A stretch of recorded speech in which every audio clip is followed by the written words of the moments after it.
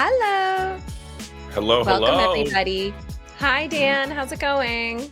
Good. Good to be here, Mary. Good to see you as always. Yes, wonderful to see you and wonderful to see you all here in chat. Welcome to Patch Notes. If you haven't been here before, just as a heads up, this is a product or an announcement-based show. We're going to be talking about a lot of changes that we've made to Twitch so that you can be up on the up with everything that we're doing here, but it's also an interactive show.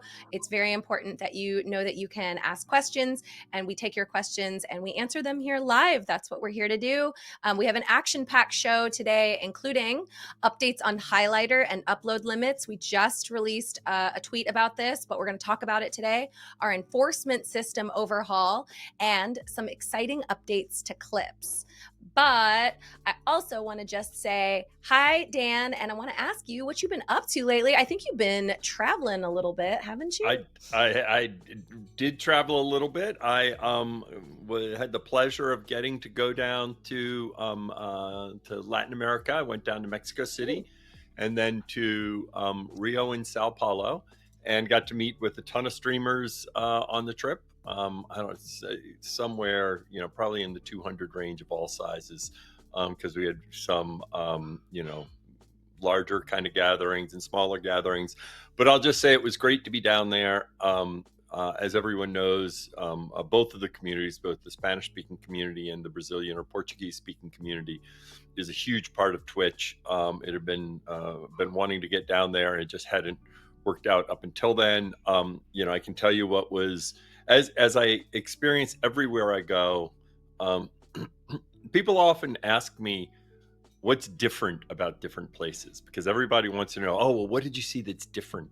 And so often when we focus on what's different, we ignore the fact that really pretty much so much everything is actually the same. And you see that with the bonds in the community in both those countries, the connection between the streamers, the impact we have on their lives, the importance of Twitch, the uniqueness of Twitch in terms of the market, in terms of what it offers. So I think the overriding thing that I get struck every time I go to a new country is how the things I hear are so similar from other countries. So it was great to be down there. And thank you to everyone. I know we're going to, we translate this now for YouTube. So for those folks that are watching, that may have meant to you, thanks for taking the time and spending time with me, and looking forward to get back there sometime. I'm glad you had a good time. I think that's wonderful. And it is a good reminder as well. Not only do we put this VOD after it's done on YouTube so other people can watch it, but we also have Vamos, which is our quarterly show dedicated to the Spanish-speaking community. And we are planning that show right now. And so it should be happening pretty soon. And so I'm excited about that as well, Dan. I will also say this.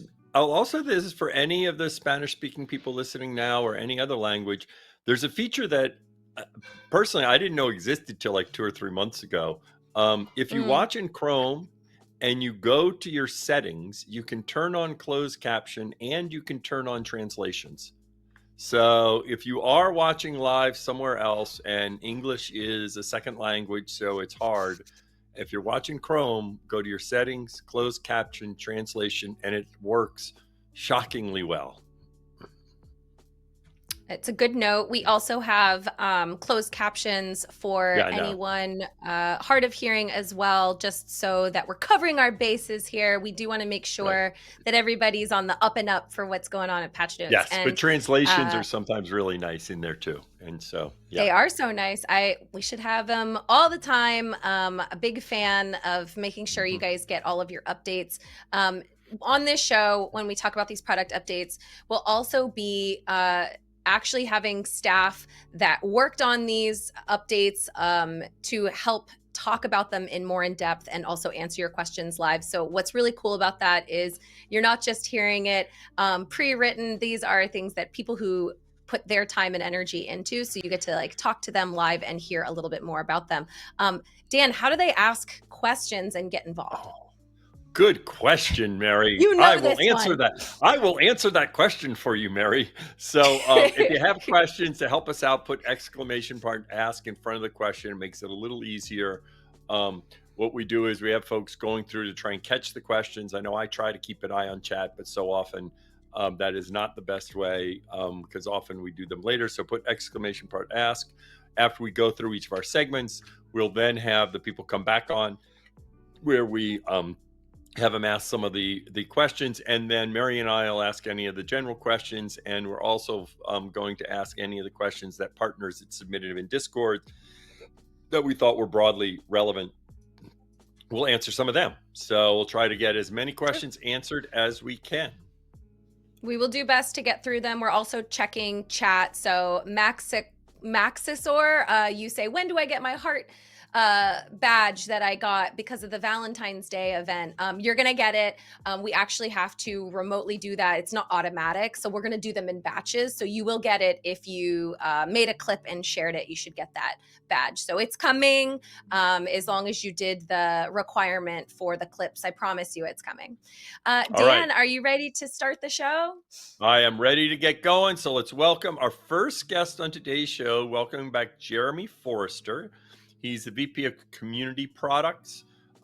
Jeremy, welcome back to Patch Notes. Great having you here. Thank you for having me. I actually got my heart badge about 10 minutes ago. So.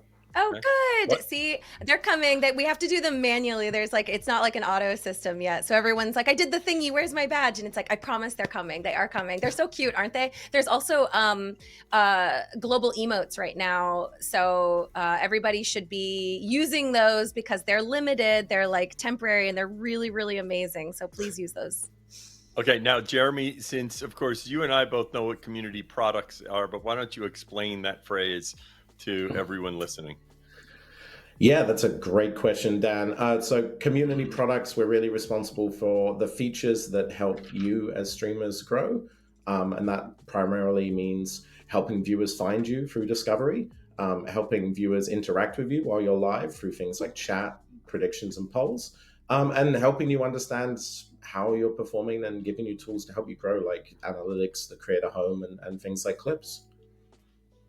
Amazing. It's great to have you on to talk a little bit more in depth about some stuff because we have a pretty serious topic today that I'm really grateful that you can just share some of your insight on. We had some changes announced around highlighter and uploads. Can you just go into what those changes are?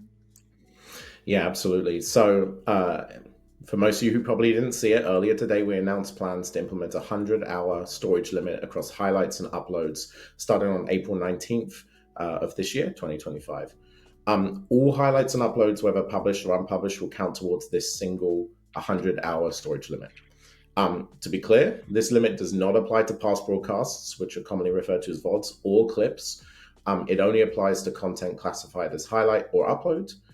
You can filter for that content type in your video producer to see which of your videos fall into these categories. If any channels are still over the 100-hour limit after April 19th, we will be automatically deleting highlights and uploads on those channels, starting with the least viewed highlights until they are under the limit. We hope that by giving you 60 days heads up, streamers and their editors can take the time to kind of manage their storage and save any highlights or uploads they want to keep.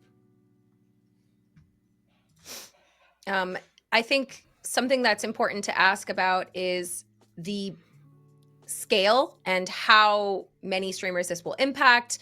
I think a lot of the people I saw responding was, how do I know if I'm impacted? So how many people are impacted by this and how will people know that they need to make a change? Yeah, great question. So less than 0.5% of active streamers are over the 100 hours a day, and highlights themselves make up less than 0.1% of hours watched on Twitch last year. While I want to acknowledge that while this impacts a small portion of our streamers, I want to recognize that it will impact streamers who have been on the platform for a long time more, as they are more likely to have more highlights. This afternoon, we're going to be rolling out a new storage tracker on the video producer page in your creator dashboard that will show all users their current highlight and upload storage usage at a glance. And then channels who are over the limit will also be notified directly this week and reminded every week until April 19th in a notification inbox in Creator Home and on the video producer page.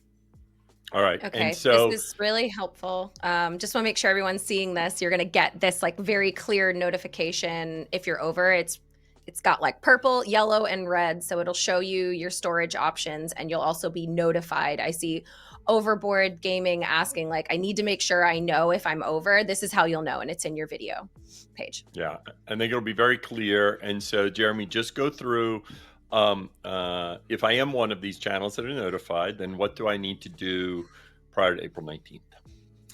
Yeah, if you are over the limit, you should take some time to review and manage your storage in a video producer to make sure you download or export any content that you want to save.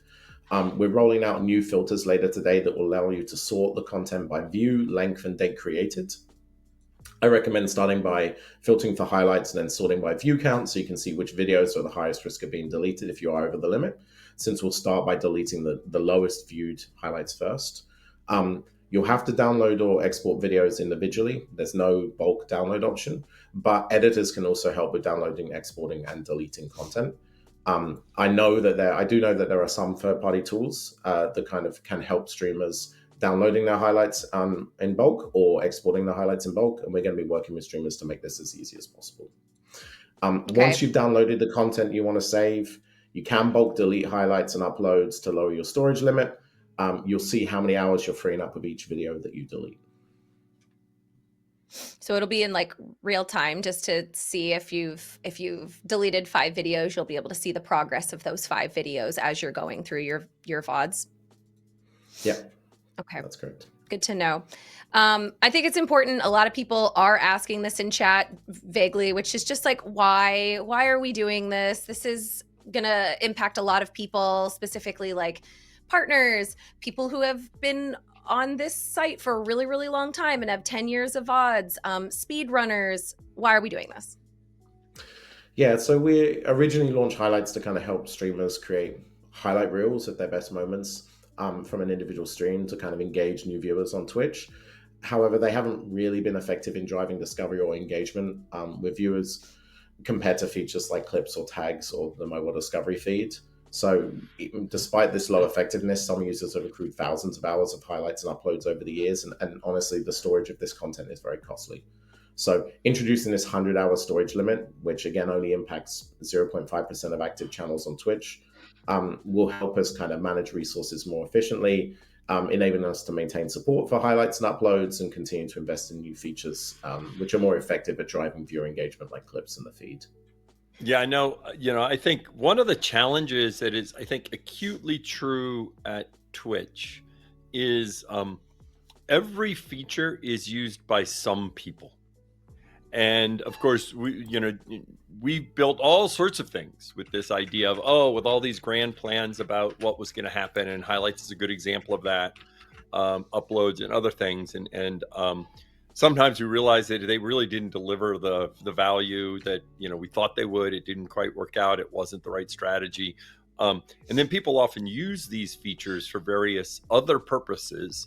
A highlight is, for some creators, what they do is they use it as an archive, because what they do is they create a highlight from every VOD and they use it as an archive. And then that archive stays around. When we started this, there weren't as many options for cloud storage and other storage of, an archive of everything you have. I know it's interesting, as people, we like to save these histories, although we don't necessarily use them. I have all these streams I've done, although I know I'll never actually watch them, but I have them on a hard drive of just downloading the VOD of a stream I've done. And I think we have a lot of streamers that similarly like to do that. And so I know this will be challenging for some folks, but it's a good example of a feature that just is staying around and is used for other purposes that wasn't the original purpose of it. And I'll throw in the other thing, Jeremy, that we did mention. There's also these things that stay around a long time.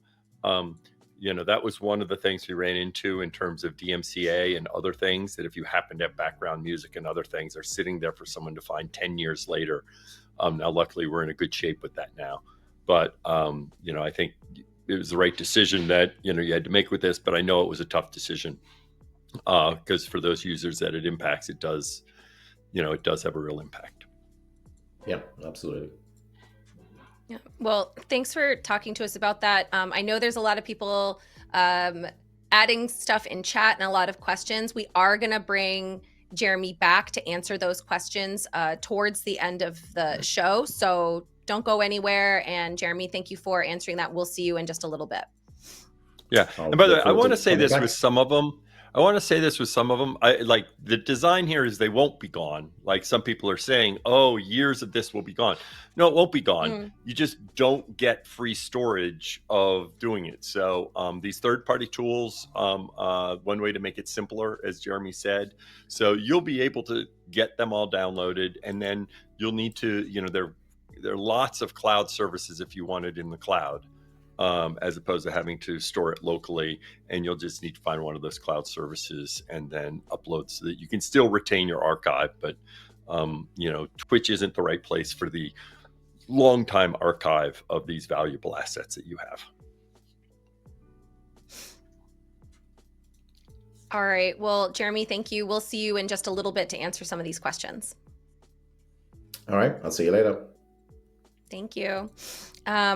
We're also happy to have more people on than we usually do. We usually have one guest at a time, but so lovely. We're going to have two guests for the first time on Patch Notes. So please welcome everyone, the VP of Community Health, Sakina, and our CTO and leader of our Customer Trust Organization, Christine. Welcome to Patch Notes.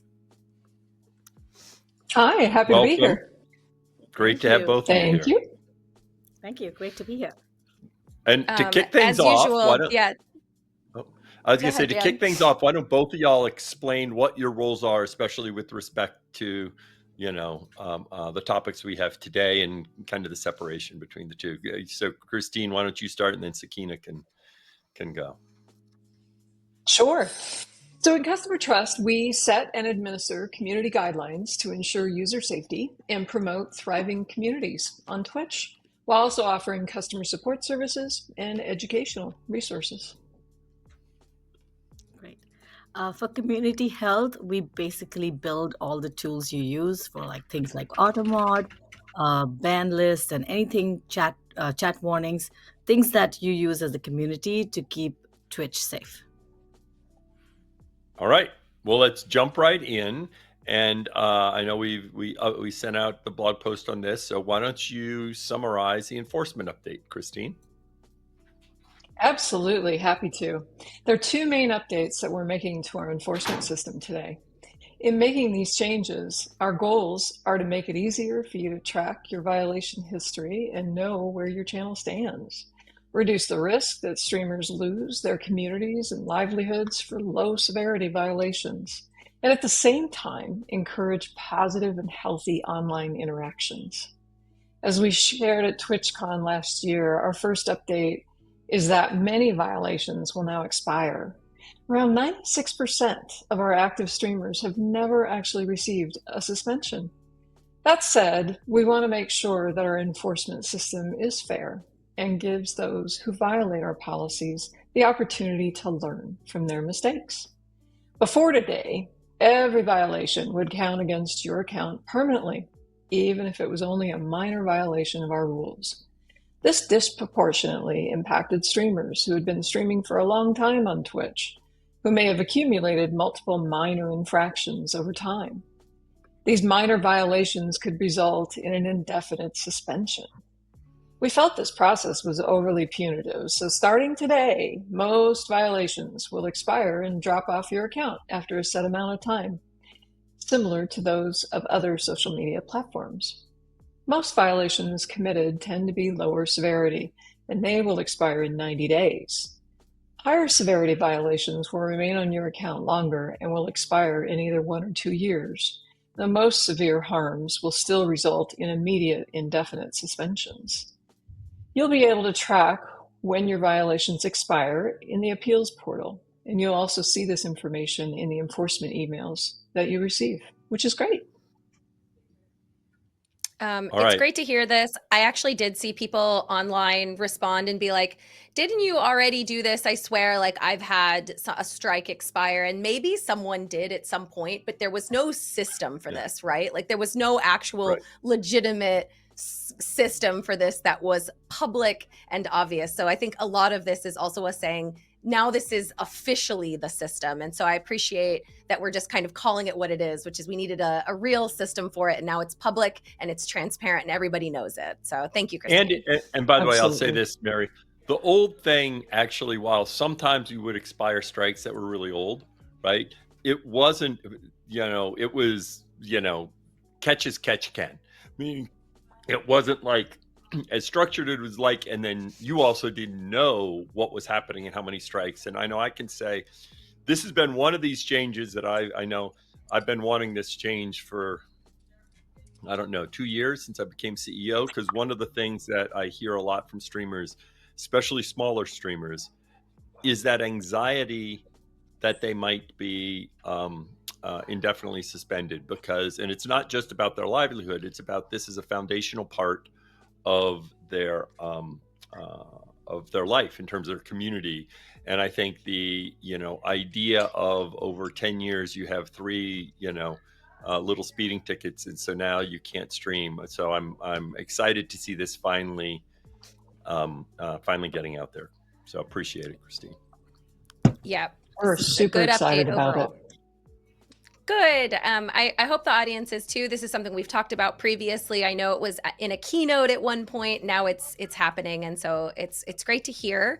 Sakina, we had a couple updates. I'd love to hear about your updates for harmful behavior and the enforcement overhaul. Yeah. So the second update we are introducing is escalating consequences.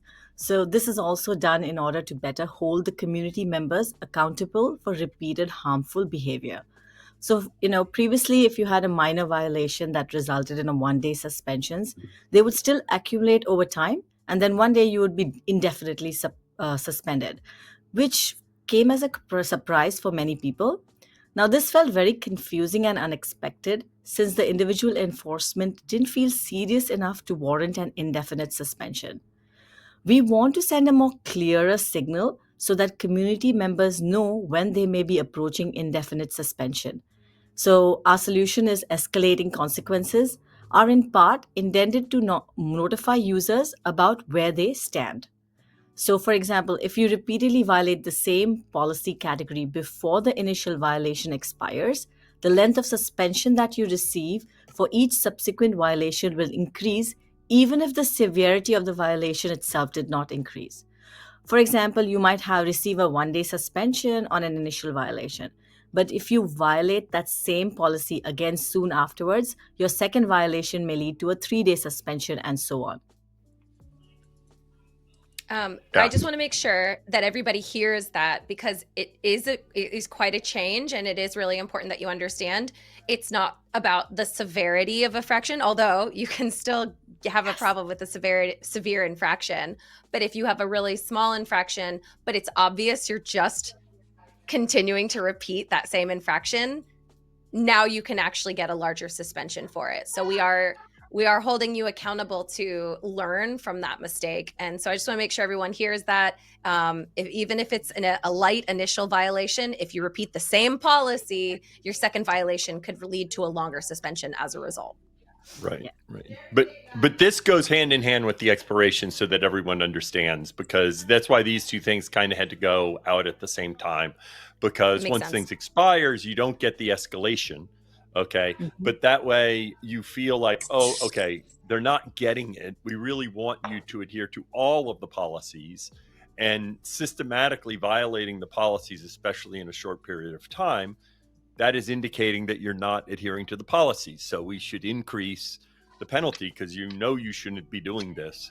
And that way make sure it has the effect. Because, interestingly, the whole point of this is to avoid people getting indefinitely suspended, so that they understand what the policy is, what they need to adhere to it. So I think these two things combined really help. All right. So, Sakina, why don't you go through other changes that we announced today? Yeah. So we have some more exciting. We're really excited about this last piece, which is that we want to continue to bring more transparency for chatters as well as streamers. So very soon, for most of our policy violations, we'll share the chat message or snippet of the stream where the violation occurs To start with, if the violation took place in chat, we'll share the excerpt of the chat message where it occurred, both in the enforcement email, and you will receive it in your enforcement email or in the appeals portal. We also know that when you're streaming for several hours, it can be very difficult to know exactly where in the stream a violation has occurred. So very soon we'll share a snippet of where it happened, which you'll be able to again see it in your enforcement email as well as in the appeals portal. We'll be sharing more about these changes in the coming months. I'll hand it back over to Christine to close us out. Thanks, Akita.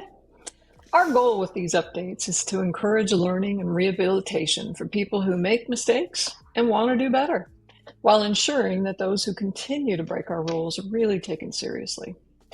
This is the first iteration of this new type of enforcement system, and we expect to continue to improve and adapt the system to meet our community's needs.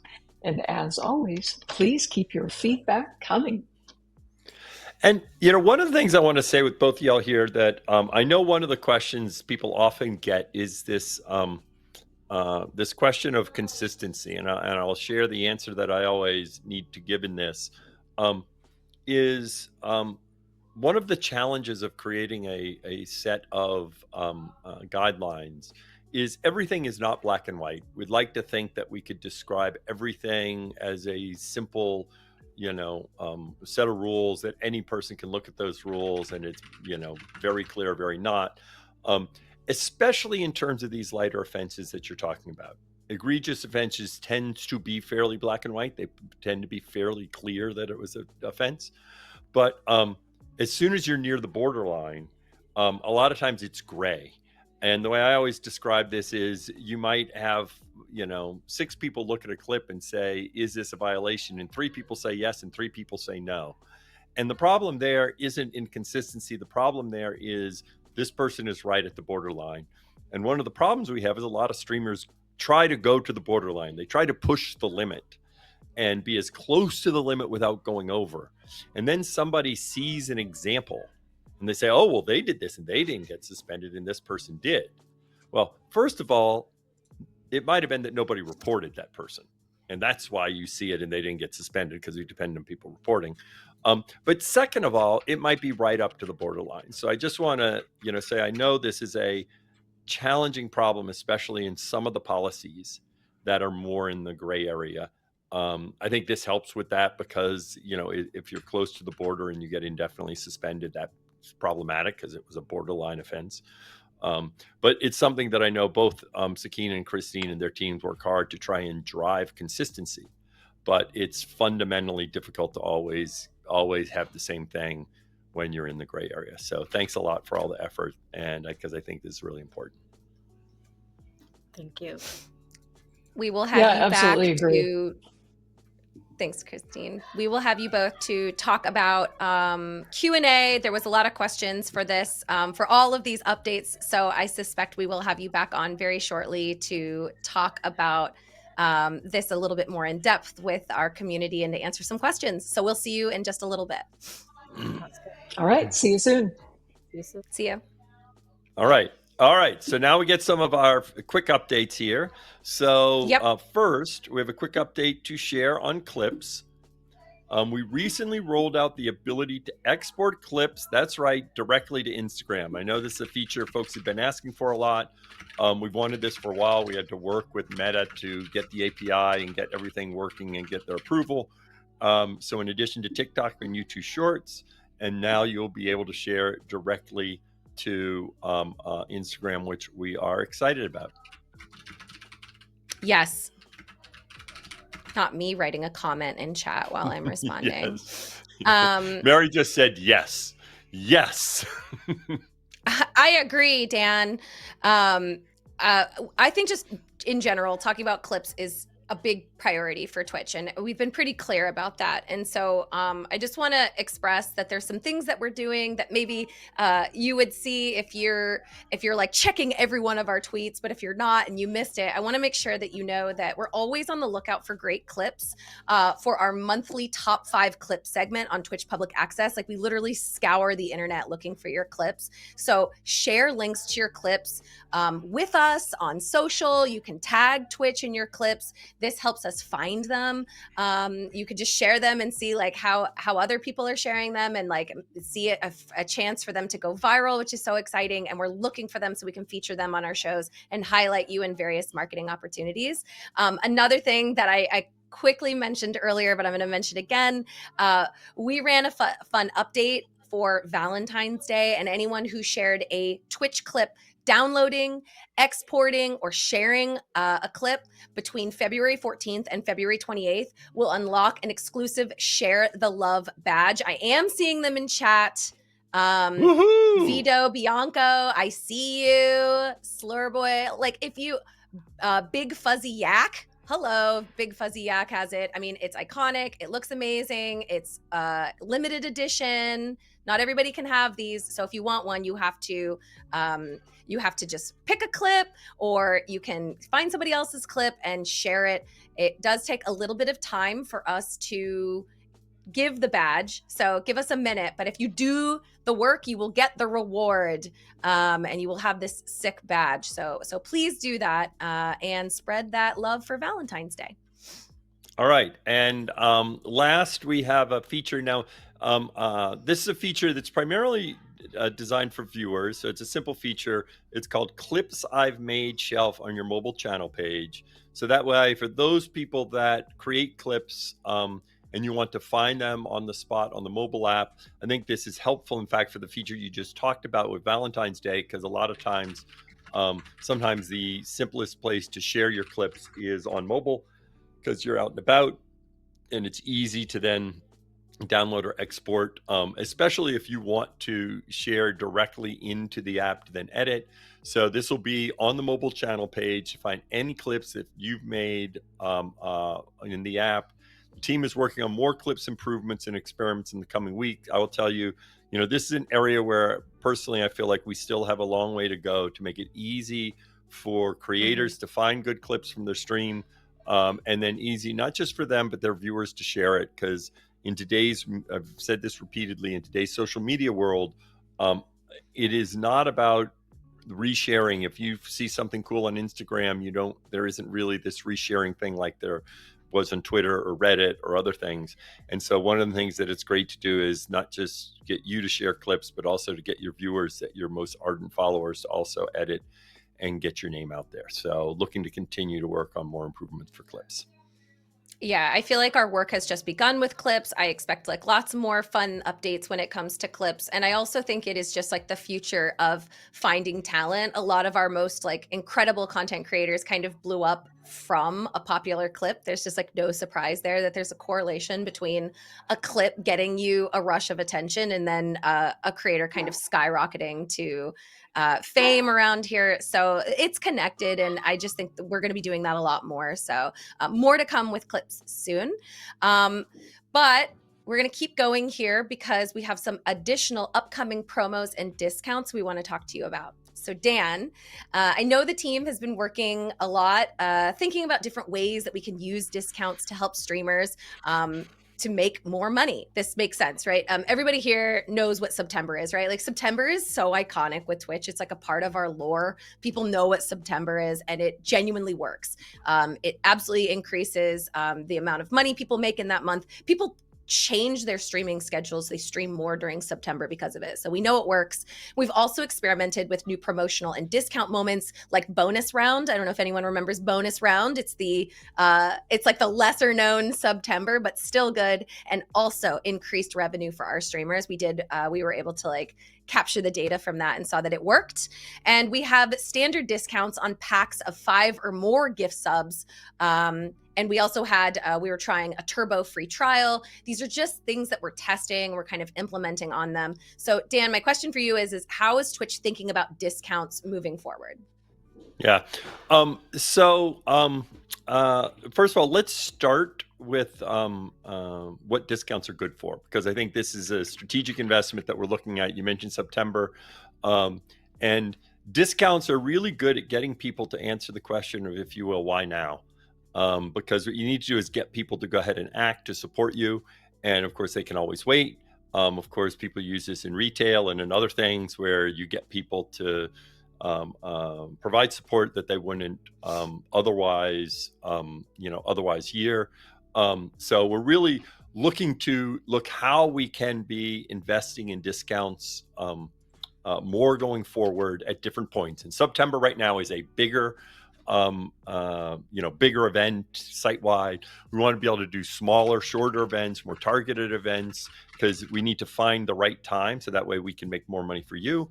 And then we also eventually want to make it so that you can run your own discounts. So we want to make it so that individual streamers, you mentioned this, a lot of people plan their schedule around around September. And it may be that they want to do something in March. Okay, but we don't have a discount in March. And so they plan around September. And it should be that if you have something that you want to do on your stream, and one way that you want to possibly drive additional revenue, if that is by offering discounts as part of that. And so we're heading towards that as well. So now, one thing I want to be clear about how this discounts works versus September. Okay. So on September, Twitch covers the total cost of the discount, or we do it with a sponsor. Okay, so that ends up being doubly good for creators because they actually get the full amount. For these other discounts, we're going to handle it like the the bulk pricing that we do in terms of gift subs, where we'll just use a standard revenue share split. We do a ton of experimentation to make sure that this is something that makes you more money. The one you'll talk about later, we did experiments to make sure that's the case. But so for these discounts, but September will stay the same. September won't change. We'll continue to do it where Twitch underwrites it, and or we'll get a sponsor to cover some of that. But that'll be unique to September. And for other discounts, these will be things that we share in whatever the cost is, but it'll only be the type of thing where we've done experiments so we know that you make more money. Yeah. September is so special, and we do hear people being like, more September, but we're going to do additional discounts all the time, and we're going to continue to test and iterate on them to make sure they actually are effective, that they're working for you, and that people like them. That's important, right? That we actually look forward to these discounts. So speaking of discounts, I'm excited to announce that one of our first of the year is going to be running. It's going to be running from Thursday, March 27th at 10 a.m. PT to Monday, March 31st at 10 a.m. PT. It's going to be a 35% discount on gift subs, bundles of 5 or more. This is important. So it's a bundle. If you do 5 or more, you get a 35% discount. The offer will be available on web and mobile. That's very exciting because previously you had to sub on desktop. That sucks, right? We want to have more parity between desktop and mobile. There's a lot of mobile viewers out there. So this is our first time we're having a % discount on mobile. A few weeks before this first event, we're planning to introduce the ability for you to opt out and other similar promotions if you like. All streamers are eligible to participate in this promo event, and you have every right to opt out if this is not your jam. So we're giving you more control on if this is what you want, and we'll be taking a look at those analytics. If a lot of people opt out, obviously it wasn't very appealing to you, but if a lot of people opt in and we see a good increase in revenue for streamers, then we know it was successful. So we'll be looking at that and iterating onward.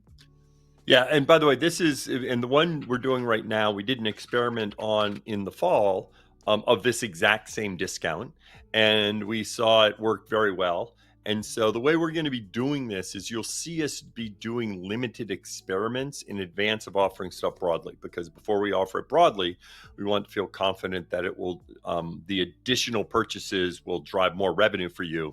And this is a good example where often you don't have the ability to figure all this out because you're just one channel doing one thing, whereas we have the ability to look broadly to see if this is having the impact. So we'll be doing that for all of these discounts because we want them to make more money.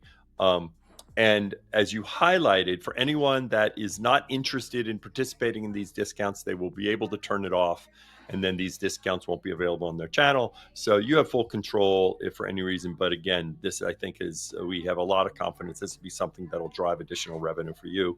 So looking forward to experimenting, getting more out there. Yeah, I love this. People tend to really like all of these discounts and different offers that we do, both from a creator perspective, but also from a viewer perspective. Like you watching and enjoying your favorite streams, it's really nice when a sale happens.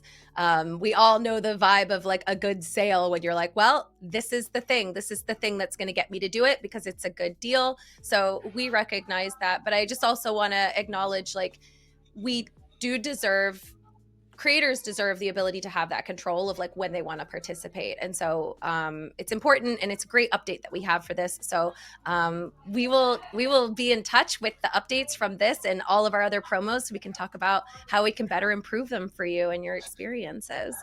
We got a And Mary, couple quick before we go on to the other one, I was going to say one thing. For so many people, as you think about your stream, these discounts really are just one way of getting this why now, and so many streamers already realize this. I mean, hype train is another way that people say, oh, why should I give now? Oh, the hype train is going. So it's like, oh, I'm part of a hype train, so I want to be part of the hype train. So that's one reason why people answer the question why now. And all of you also often are doing things. A subathon is an example of why now, because it's like, oh yeah, I want to get them to keep doing this. So in general, this is the kind of the thing for streamers, and we want to be more active in doing this because so often you're left figuring out, how do I get them to kind of give a little more now? And of course, all of you do all sorts of creative things, and this is Twitch trying to say, yeah, we should help you with that, of trying to make that happen. Yeah, totally true. And I love that you used hype train, and a lot of people actually in chat were like, hype train, I like hype train. El Happy, we need more hype train emotes more often. I got good news for you, girl, but I can't like sack about it right now. But we are so aware that there's a correlation between like hype train, the emotes that you get, the experience that we get. We're working on that, so there'll be updates on that as well, which I'm really excited to talk about in the future. But I can't talk about all of it right now. So we're gonna move on to some other Android updates. I wish I could though, Dan. Right. And that's Mary not talking about it. Okay, just to be clear, that's Mary not. Yeah, That's Mary this is not me talking not about it. spilling the beans. All right. So for Android users out there, we've started rolling an update that will allow streamers and mods to see viewer chat logs and mod comments while on their Android phone. So this is in the card when you click on a user, so that way you can see the information. Now, I know this is a question I'm going to get because I get it every time, and it's the question I have. So I'm going to go ahead and cut to the chase of this. Yes, we are working on Mod View on Android, and I am told that it should be coming out in the middle of the year. Okay, as we say, kind of, let's say the beginning of the summer, somewhere around a little bit after probably TwitchCon EU or something like that. And so we'll save you the time. You don't have to ask me that question in chat. I am an Android user, as I always say, so I am very much looking for Mod View on Android, and it will be coming out before too long. All right, Mary, now what about Creator Home? Okay, let's talk about Creator Home. Creator Home is your personalized homepage. It's in your creator dashboard, if you did not know, and it's designed to give you timely announcements. It's meant to give you better insight into what's working for your channel. We put in suggestions for things that you could try, like some features, and we show you where there may be opportunities to improve your stream. A couple years ago, we updated Creator Home for affiliates and partners to personalize the experiences for them, for new tools like features for you, the category suggestions, and analytics improvements. But that was specifically for affiliates and partners. So later this week, we're going to be rolling out similar updates for streamers who are not currently affiliates or partners. If you're not an affiliate or partner, but you're streaming, this updated page will have features to try and personalized tips on how to grow your channel and help you spend less time searching for answers and more time just doing what you want, which is hopefully streaming and connecting with your community on Twitch. So ideally, this is just more personalization for more of you. So if you are not an affiliate and you are not a partner, this update is for you. All right. And now I think it's time to get on to questions, right? Yes. And I think we are bringing Jeremy on. Yes, we should bring Jeremy back on to discuss this. Hello. All right, Jeremy. Let's get going with some of the questions, okay? I guess I will I'll ask one and then you ask one, Mary. How does that sound? That I'll sounds kick us great. Go off. ahead, Dan. Okay, from Floofis. Are there any plans to offload high storage casts for highlights to users who are willing to pay? I appreciate the question. At this point in time, we don't have any plans to offer paid storage. So we recommend you make sure to save and export the videos you want to save and delete them to free up your storage space. So no plans at this time, but I appreciate the question. Yeah, and I'll Okay. just go to that. It's not like it isn't something that we want. Oh, what about doing that? The reality is, it's a small number of users, and the engineering work to build a paid storage feature that then, as you keep using more, goes up. Of course, this is something that Google has, Amazon has, all these services have, Drop has. It's its own separate product, and one of the things that we need to do is make sure we prioritize resources in things that are going to benefit the most users. And this is one of these things that it's a tiny fraction of our creators, and there are really good products out there, third-party products that offer this. So that's why we didn't, but it's purely because of prioritizing other features. All right. Our next question is from Overboard Gaming. If you are 100% going to do this, could you please give us a tool, a flag, so that we don't want to get deleted versus having to delete everything except for what we want to keep? So just maybe like more information besides you're over. Yeah, I appreciate the question. Unfortunately, we don't have a tool like that to allow you to flag the videos that you want to keep. So the best way at this point in time to make sure that the videos you want to keep don't get deleted is to delete other videos until you are kind of below the storage limit. Yeah. And this is another good example where sometimes I understand where folks always like, oh, it'd be great to do this and this. And no argument. It'd be great to have, a feature that you could do that. But then, of course, we have to handle people that click more than their capacity. And then you have to figure out when things get added. And so all those features just add complexity, right? Complexity over time. And so it's not that that's not useful. It's just that can take a lot of resources to make it work as you want it to be. So sorry, we can't do something like that. All right, let's see. Liquid Music End. Does this limit adjust with Nitro, or do we lose the bonus for paying the monthly fee? I assume this is going to be about Turbo, but I want to take a moment just to kind of describe the different types of the videos that exist on Twitch. So when you have a live stream, and that's over, we create what is called an archive, common or referred to as a past broadcast sometimes, or referred to more commonly as just the VOD.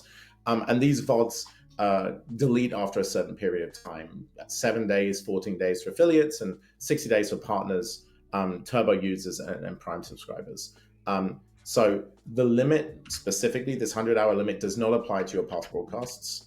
It only applies to kind of videos that you've converted into highlights, or videos that you have uploaded directly to Twitch. And therefore, the benefit that you get from Turbo in relation to keeping past broadcasts for 60 days, that continues to exist unchanged. Okay, our next question is from Blossom Dream. Would we be able to archive the VOD instead of saving them under highlights, or would they still account towards the 100-hour limit? Yeah, so again, the limit doesn't impact your past broadcasts or VOD storage. The only way to kind of keep a past broadcast around forever on Twitch right now is to make it into a highlight. So it only impacts the storage of anything that you're trying to save as a highlight or re-uploading as an upload. So no, the answer to the question, I guess, is no. But obviously, any past broadcast will continue to exist until it kind of hits the expiration limit. All right. From Andy AML, are you planning on improving tools to mass download? Many people like myself are now in an awkward state of having to clear hundreds of videos and the tools in place are not up to the task of doing anything more than a few videos at once. Yeah, I appreciate the question and understand that this is will be difficult for some people with a lot of videos. At this point in time, we don't have a mass download or export option. As I mentioned earlier, I know there are a number of third-party tools that offer tools to support this, either mass exporting or just mass downloading of videos or highlights, and they can be used with not too much effort. Yeah, and I will say, in general, those tools.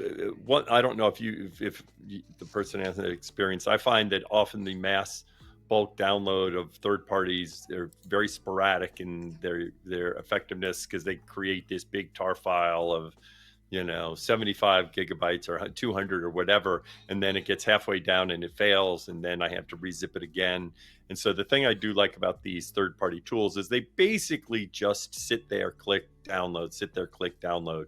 So I think the third-party tools that basically are just scripts that go through your page, click, click, click, download, click, click, click, download. Actually, they're more resilient, because as you get something downloaded, it's there. Whereas the mass bulk download, if you don't get it right, it actually can be, and they actually are fairly complicated to get right, which is one reason why doing it, and it only is useful if we did it right. All right, let's see. So, and with that, I think we are transitioning to Sakina and Christine. I have one more question for Jeremy. And I'm sorry if you kind of answered this on your own. I think I just want to make sure I understand, because I have highlights and I use highlights on my channel. So if I hit the 100 and I make a new highlight, but I am over, will you now not let me keep that highlight? Or will the first thing that happen is you'll delete a different highlight that has less likes? That is a good question. If you are over the limit, we will not let you create a highlight. If you create a highlight that pushes you over the limit, we will not be deleting anything. So while you are in a state where you're over the limit, you will not be able to create further highlights until you go through and actually delete a different highlight or upload to get below the limit. Okay, that makes sense. So yeah, if once I've made the decision of the ones I want to keep, I just won't be able to make any more until I'm under the limit. Okay, that's helpful. Thank you. That's my last question. All right. Jeremy, we'll in case we have any other questions, we'll bring you back, but you are done for now. So thank you for answering these questions, Jeremy. Thanks, very much for having me. Welcome. All right. And with that, we will also bring back Sakina and Christine. All right. Let's start. Magical, is there a potential moderator version of the Twitch app? I moderate about 10 different channels, but there are missing features in the normal app that I can't do as a moderator on the mobile app. Sakina. Yes, there is currently a mobile version of ModView that can be accessed in the iOS app, and we are working pretty hard to bringing more updated features to Android as well this year. So yes, right, and basically, as opposed to having a separate app, which there's various complexities of a separate app and updates to the separate app, and do people have it and all that stuff, it's more, we do want all of your mod features eventually to be on mobile. We completely agree. Mobile is critical. And so in terms of those mod features that really matter, ModView, I know as I've said, I'm an Android user, so I look wistfully at people that are iOS users, but we'll have it on Android and we'll keep improving ModView. So, all right, Mary, the you asked question the next question. From Redivis. How does this new process protect people from unfair bans? Is there anything implemented to help mitigate this, or a way to appeal that doesn't require non-partners to only receive responses from bots or automail? I think that would be me. Our appeals process is not changed. It hasn't changed with this update, and you can still appeal your enforcements in appeals.twitch.tv if you think there was a mistake. All appeals, though, are reviewed by our human moderation team. Yeah, now, it doesn't mean, it's interesting. A lot of folks say, oh, it's an AI because it's done quickly. Actually, it's not AI. We have humans appealing. It doesn't mean, like I will tell you, this is the nature of this. It doesn't mean that it's 100% right. I do think one of the benefits of this is for the cases where it is a minor violation, where it is debatable, because part of this is sometimes it's in the eye of the beholder. Someone says, no, I didn't do it. It's like, well, kind of is. That turning into an indefinite suspension becomes far, far, far less likely. And if it's a one-day suspension, to be blunt, it's not the end of the world. In terms of this. So I think it will help in terms of minor violations. In my experience, this problem is usually with minor violations. Seldom do I find problems with major violations because those violations are pretty clear. Now, a user may think they did nothing wrong, but I know whenever I look at these, I think it's pretty clear for these more severe violations. All right, let's see the next one. Let's see, and this is, let me make sure I get the right one. Yes. The so Cod from Rabbit. the Cod Rabbit, if you are suspended, is it very clear that guidelines was broken, or will the system be like another site that doesn't tell you what rule has been broken?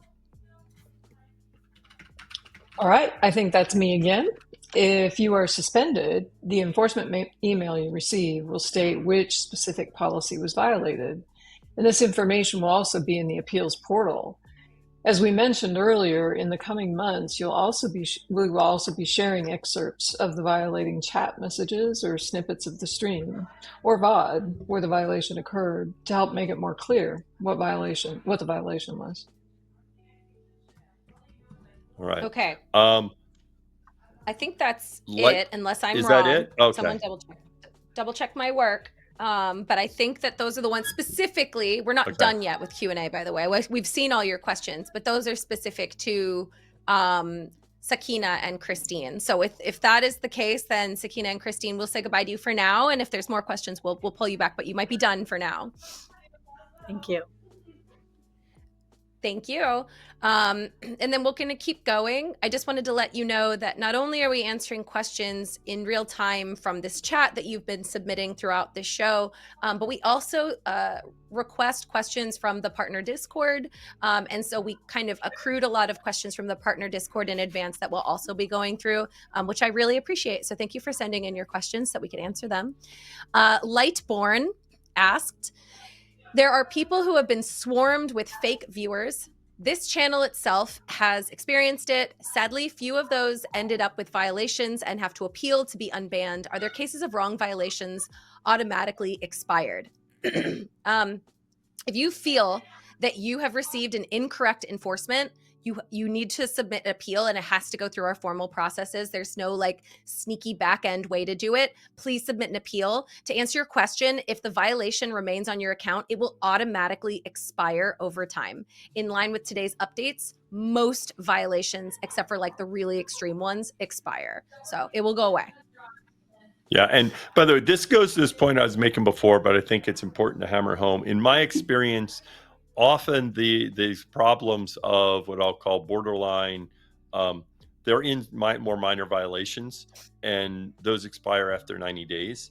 And so, but the issue you're talking about is something we continually look at to try and make sure you don't have issues of people being unfairly attacked with people reporting stuff that is not a violation. But it's something we need to, like, I'll be, this is a top priority, is continue working to try and make sure we get it right, because I think this impact really does matter to you, your community, your livelihood. So this is something that we will always be continuing to work on. Okay. All right. So on to some other questions, right?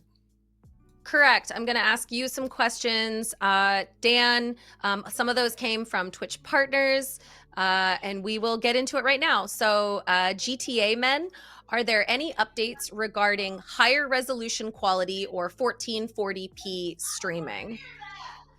Yeah. All right. So I don't know if that noise in the background is bothering you. Hold on one second. Hold on one second. There's some yelling. Yeah.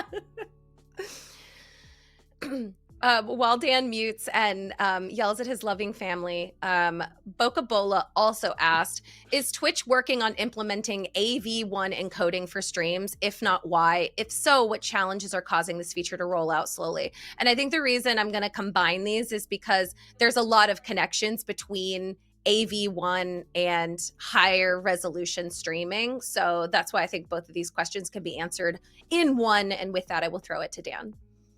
Yeah, so this is one thing. First of all, our focus right now is on HEVC rather than AV1. For those who don't know, these are two different new codecs. AV1 is a more efficient codec, but the number of viewers that have devices that are AV1 compatible are much smaller. So in fact, the benefit for you is less because a small percentage of the devices of our viewership can consume AV1. So our first focus is HEVC. Also in terms of 2K versus 4K, our current focus is 2K HEVC. We're going to be rolling that out later this year with enhanced broadcasting. And then we're also looking about how to roll out 4K later, again with HEVC, and then AV1 will come next. Okay, good to know. So these are intrinsically connected. The next one is from Malik 04. I would love the ability to private clips. There's a lot of clips that I don't want to delete because they were part of my growth, but I don't want them public. Can you add a feature where we private clips? So I think it's a good question. Okay, if you want full control of clips able shown across clip discovery, you can limit discoverability to only featured clips.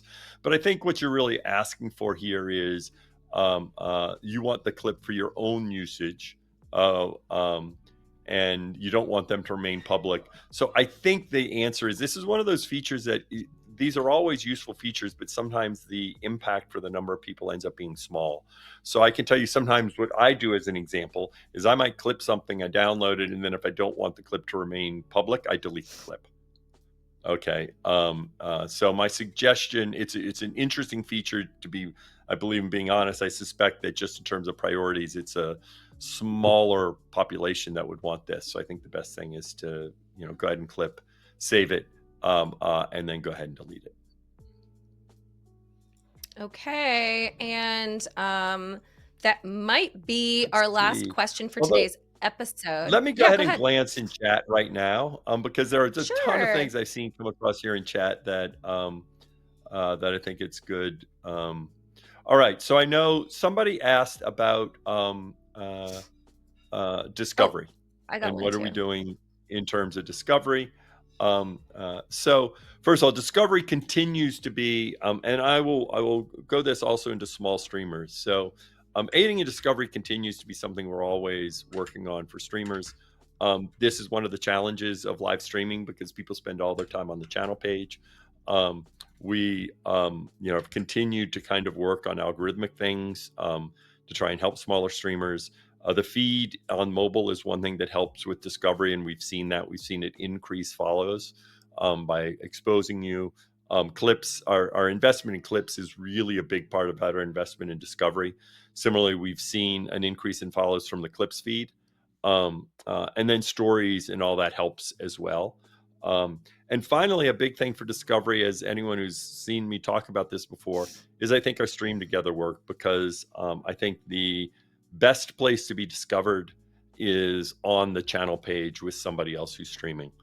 So that's going to continue. All of these things are centered around helping with discover and helping smaller and medium streamers grow their audience and find an audience that works for them. So that's a great question. I'm going to throw in a couple more that I was reading in chat, Dan, if that's okay with you. Sensei CJ, Twitch ambassador, asked, will emotes in stream titles ever be launched? Like the ability to have an emote in your title of your stream. Good. I think that is it's more of a feature request than a question. Yeah, I think that's a good feature. Let's make sure we get that recorded, because I think something like that would be nice. Yes. Yeah. That is a good question. Okay. Another one from Warm Eagle. Do you ever talk about removing emotes that can cause viewers to have a seizure? Yes, we do. We should not have wildly flashing emotes that we think can cause harm to people. If you think that is happening, you can actually report the channel for an emote if you think that's happening. It's hard to predetermine that, right? Because you can have automatic emote uploads now if you've earned it, right? Like me as a partner, I upload my emotes and they automatically just get uploaded without going through a whole bunch of like approval systems right now. So that can happen where something can get squeezed through the system. But if you or someone you know sees something and you're like, hey, I think that could be harmful to people, report the channel. It's not going to like hurt them dramatically. If we think that the emote is going to be problematic, we can remove the emote. So please help us know if you think that that is happening. Yeah. I'm going to go ahead and grab one that someone asked, which is, how come you continue to let people stream paid TV shows and then ban other people for fraud? In terms of, as you see somebody doing this, right? One of the things that's really important in handling this is we do not know what the rights holder wishes in terms of copyrighted content. And we cannot determine when someone has permission or doesn't have permission to watch stuff. And we don't know when a rights holder might have said, hey, we're okay with this, with somebody doing this. And so we have a process and we take it very seriously in terms of DMCA. And as you do that, you are putting yourself at risk if you don't have permission, because rights holders can file a DMCA. And if you get 3 DMCA requests, we ban you, and that's not something that gets that we can undo later or anything like that. So it's something that we're very serious about in terms of protecting this, but we don't know when something, so we don't have a way to determine this person has the rights or this person doesn't have the rights. That's the nature of what we're doing. And it's also the nature of live streaming, right? Like people can actually break our rules, but it happened live, so we don't know that until it's reported. Right. And I'll go on another point, Mary. I think one of the challenges in all of this is somebody always gets focused on what somebody else is doing. And say, why are you letting this when this person is doing this? This person is breaking the rules. Right? Focus on them. Whatever. Yeah. This person is doing this, right? And I understand why people do this, because we all generally care about fairness and we want to make sure, this person is doing this, they shouldn't be doing this. We should, stop them from doing this. And of course, we try to do this, especially when things are occurring at scale and an impact. But often the question is, well, are they impacting you? And some of the stuff absolutely does, especially when it comes to hate and harassment. And that's something we take very seriously about, we have a reporting system, people report, but on some other things, sometimes we get caught up in what other people are doing versus focusing on what we are doing. And sometimes it's because, well, they can do that. Why can't I do that? And if I want to do it, and the reality is, hey, maybe they're going to get a DMCA takedown. They won't do it for long.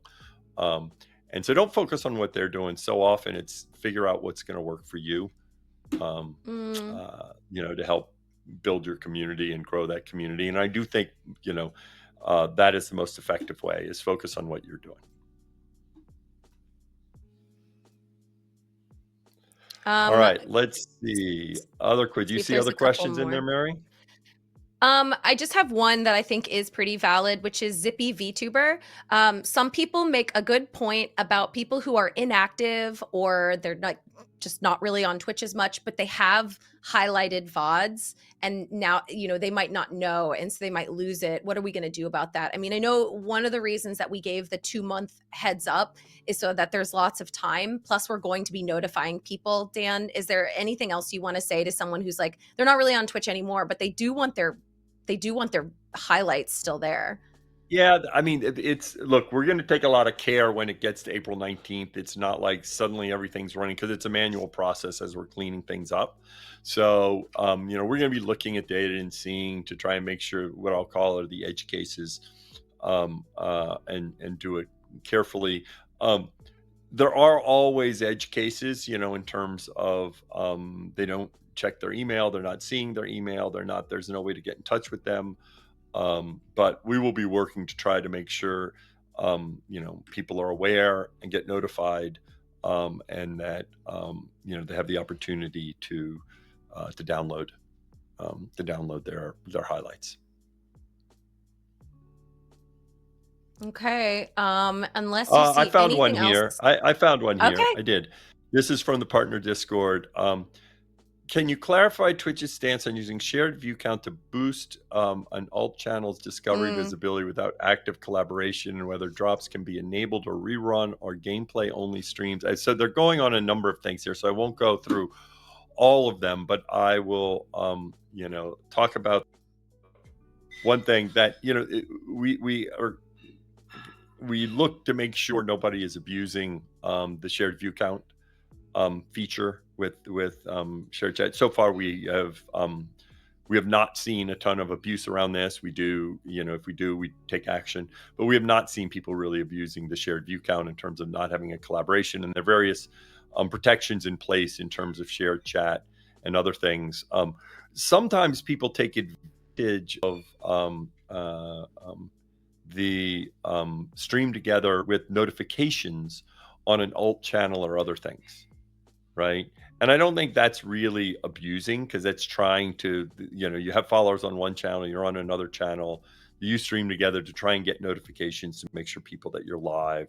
And I don't think that's abuse, but we're always looking to see any uses that, might be deemed abusive in some way. And so far, we really have not seen that happening. I think people have been using the shared view count and the shared chat as it's intended to reflect true collaborations, and I've had a lot of very positive feedback about it. Okay, that's good to hear.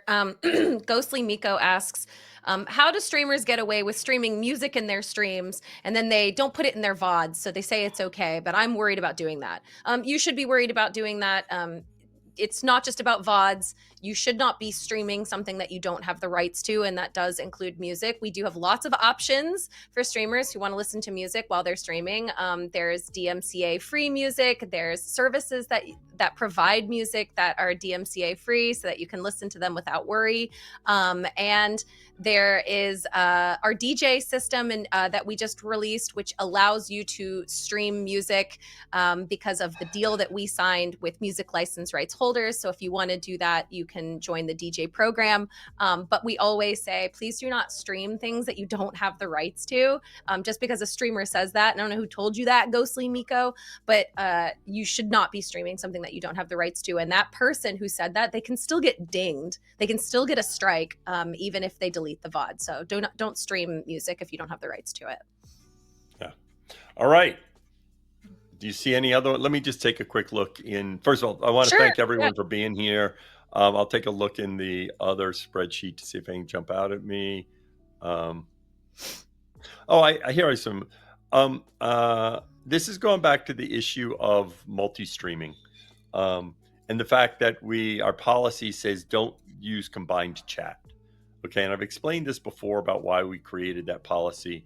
And that is because a big part of Twitch is really the community on Twitch and the interaction, the recognizing people and all that. And so that's why, as we're, supportive of multi-streaming, identity matters on Twitch, all sorts of features matter on Twitch. And there's this sense of the Twitch community, and I'm part of the Twitch community. So that's why we said, listen, if you're multi-streaming, don't create this, meta community, because we don't think that's the right experience for people on Twitch. Because the thing that makes Twitch so special is the community. And a big part of the community is the fact that you get used to seeing the same people in chat. And I've said this many times, that one of the differences between Twitch and most, if not all, other live streaming platforms is people pull up a chair and stay for a while on Twitch. And then you see their name, you recognize the name, you feel a sense of belonging. Whereas on other platforms, sometimes you just have people passing through because they're there for a few seconds, they say a few things. It causes a different tone in chat when people aren't staying. They say different things, they may be less, concerned about it. And now you flood the Twitch chat with all of these other, people just passing through. So we felt like that was an important part of the Twitch experience. So that's why, that was the policy we made. That's a good one. Crystal Cat, will there be new Hype Train Pride or new emotes? Well, I can't comment specifically on any of the specific things you're saying. I can say, yes, we will be updating.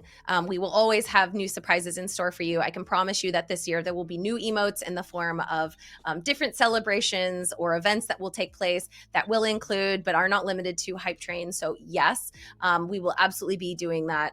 We find that it's just such a joy for the community to have additional emotes that you get to play with and additional badges. Again, I'm just loving seeing all of these share the love badges in chat, and the specific Valentine's Day emotes. So we have lots of plans to do that in the future. I promise you, more coming this year just to celebrate you and to have fun with you. All right. Gappy, are there any plans to make 16:9 or horizontal clips the default experience on mobile? Dan, I don't know if you have an answer for that, but clips open vertically by default, but clips aren't formatted properly for vertical. Do you have anything to like say about just the clip experience on mobile? I'm curious when they say that when they open vertically, that's if there's a vertical version of the clip. That, in my experience, the default actually works pretty well. It's not perfect, and you can fix it in the editor, and the streamer can fix it in the editor. This is, of course, a general challenge with vertical and horizontal. I think in general it works pretty well. And when somebody creates a clip, they can go ahead and make it so that it looks better. And it is the fact that if you're holding it vertical, then we use the vertical clip. Of course, you can solve it by turning your phone horizontal. Because if it's horizontal, then we use the other clip. So going forward, hopefully we get better and better at making sure we get two versions of a clip to represent, what is the right direction. I think some of this also was like a result of it being more complicated to get the right format of a clip you actually wanted on social. But now we have it a lot easier to export the right clip for the right situation. It's a lot easier to export a vertical clip to TikTok, to Instagram, or download it. And I think that will make it easier in the long term so that people can easily get the clips that they're looking for. I agree. When I was previously editing clips, I wanted them vertical. Now it's a lot easier to make vertical clips. Yeah. And one of the quote clip ever be more advanced editing to cut out portions of the video or add captions. Continuing to look at the clips editor. In general, being able to splice things starts to get greater complexity. And our general strategy here is that, these other third-party social apps, YouTube, Facebook, Instagram, TikTok, they have huge teams for creating shorts. Like literally their teams for creating shorts is the size of, a quarter of our engineering team or something like that. And so part of our strategy here is we're not going to compete with them in terms of creating great short form content and having all the features. And so we're going to see what we think is really valuable for the artifacts on Twitch.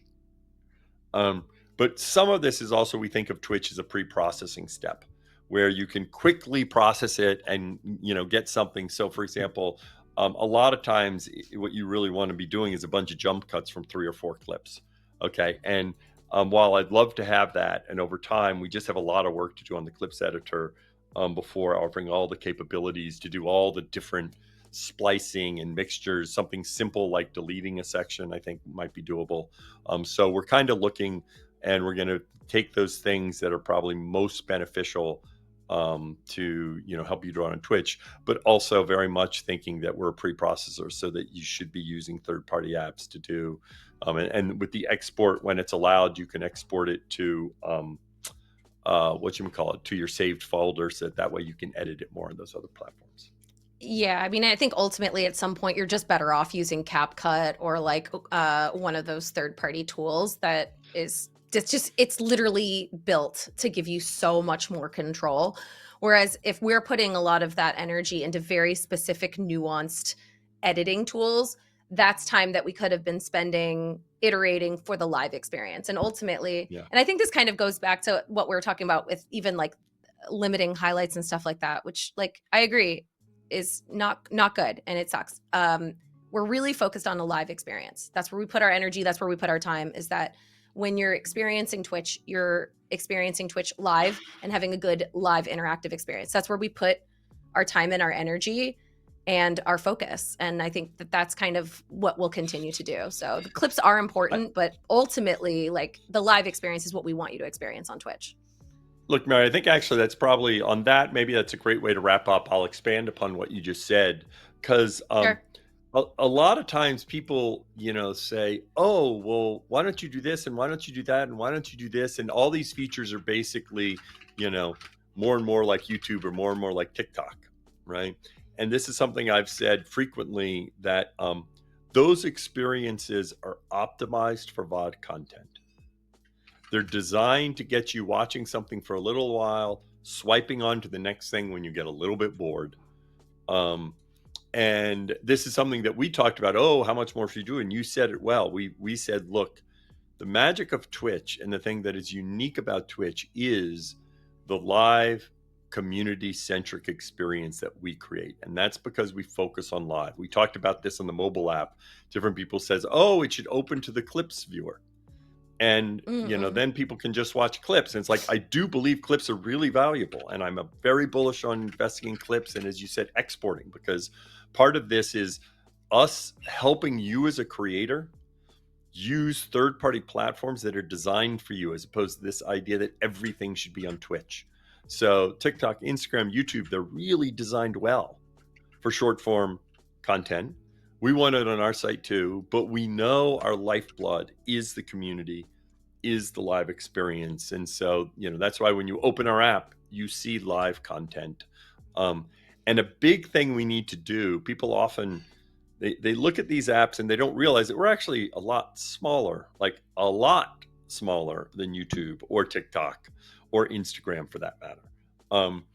And so one thing that we need to do is, be pretty diligent about focusing how we use our resources. And I wish we had infinite resources to do everything. And a big part about it is saying, where are we going to benefit our creators the most?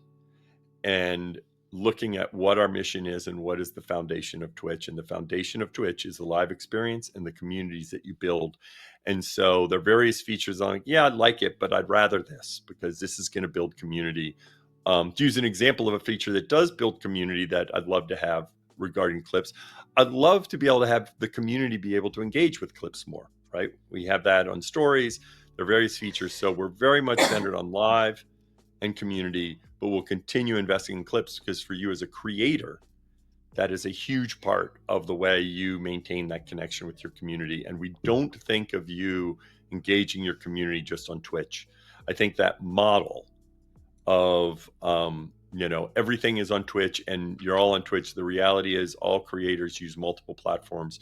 You're a creator first and you stream, but you're a creator. And so we need to support this rich creator ecosystem. And that's something that we'll continue to do. Thanks, Dan. All right. I think that's going to be it for our Q&A, but I do want to make sure that before you go, I get to hype up that TwitchCon is happening, and we now have tickets on sale for TwitchCon Europe. Hang out with us in the Netherlands. My God, don't you want an excuse to go to the Netherlands?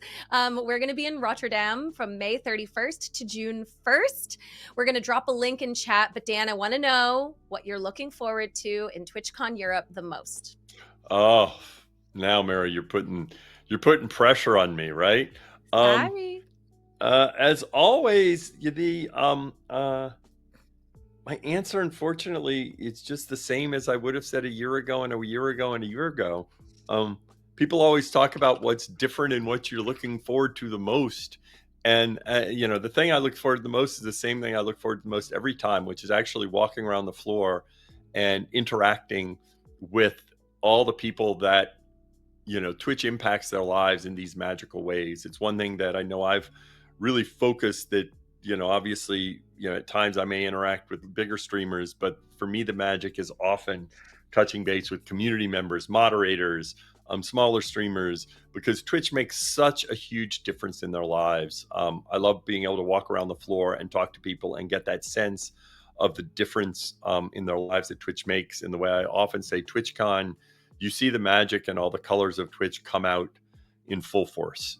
And if you haven't been to TwitchCon, and it's funny, I'll talk to like advertisers and other folks, Interestingly, I was talking to an advertiser who said, "Oh, I went up to TwitchCon," and they were blown away by TwitchCon. They had no idea what they were about to experience, and this is working for some big brand, and they've been to conferences, and it was so different from everything they've experienced because that passion and commitment they have for the community and the authenticity that people bring to TwitchCon where they're their true selves. So I am very much looking towards seeing everyone in their colors and being able to interact with them directly.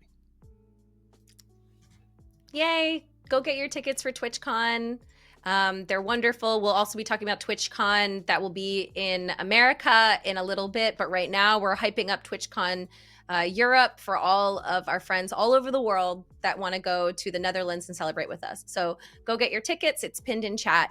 I want to just say a thank you to Jeremy, Sakina, and Christine for being guests and answering your questions.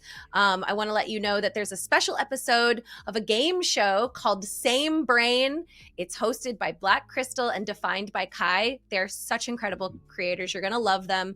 And it's Friday, the 21st at 2 p.m. PT. So this week, this Friday, it's going to be a sick show. Don't miss it. And it's right here on /Twitch. You can follow this channel so that you don't miss a thing. Also, Twitch Public Access. It's back next Friday. That's next Friday, February 28th at 12 p.m. PT.